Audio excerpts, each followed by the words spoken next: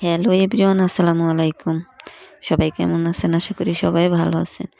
আজকে আমি আপনাদের মাঝে শেয়ার করব হাতে মাখা টমেটো ভর্তার এই রেসিপিটা। তার জন্য আমি এখানে নিয়েছি 4টি টমেটো, 3টি পেঁয়াজ, 1টি রসুন, কিছু শুকনা মরিচ, ধনিয়ার পাতা আর কিছু পেঁয়াজ।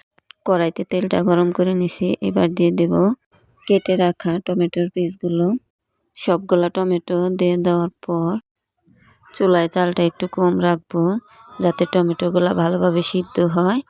এবার দিয়ে দেব হালকা একটু হলুদ গুঁড়া এবং অল্প একটু লবণ। এবার ঢাকনা দিয়ে কিছু সময় ঢেকে রাখবো। কিছু সময় ঢেকে রাখার পর এগুলোকে আবার একটু উল্টিয়ে দেব। এর সাথে দিয়ে দেব গোটা কয়েকটি রসুনের কোয়া। রসুনের কোয়াগুলোর সাথে ভালোভাবে ভেজে নেব। টমেটোগুলো সিদ্ধ হয়ে গেছে, এবার চুলা থেকে নামিয়ে নেব। তো দেখতেই পারছেন কতটা সুন্দর ভাজা হয়েছে। এখন দিয়ে দেব ওই চুলাই কয়েকটা পেঁয়াজ কুচি। পেঁয়াজগুলোকে ভালোভাবে ভেজে নেব। সাথে ভেজে নেব কয়েকটি শুকনা মরিচ।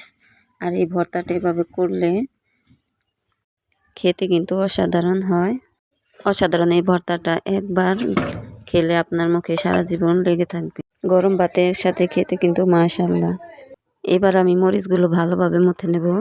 এই ভর্তাটা কিন্তু হাতে বানালে অনেক টেস্ট হয়।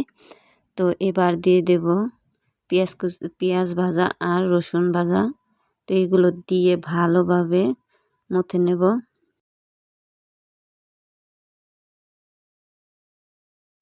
দেখতে যতটা সুন্দর লাগছে, খেতে কিন্তু তার থেকেও অসাধারণ। গরম ভাতের সাথে 1 প্লেট ভাত অনায়াসেই খেতে পারবেন।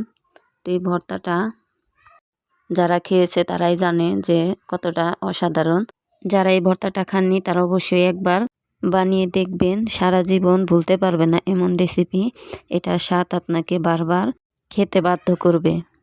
আমার টমেটো ভর্তা রেসিপিটা যদি আপনার একটু ভালো লেগে থাকে তাহলে অবশ্যই আমার এই চ্যানেলটা সাবস্ক্রাইব করবেন, একটা লাইক করবেন।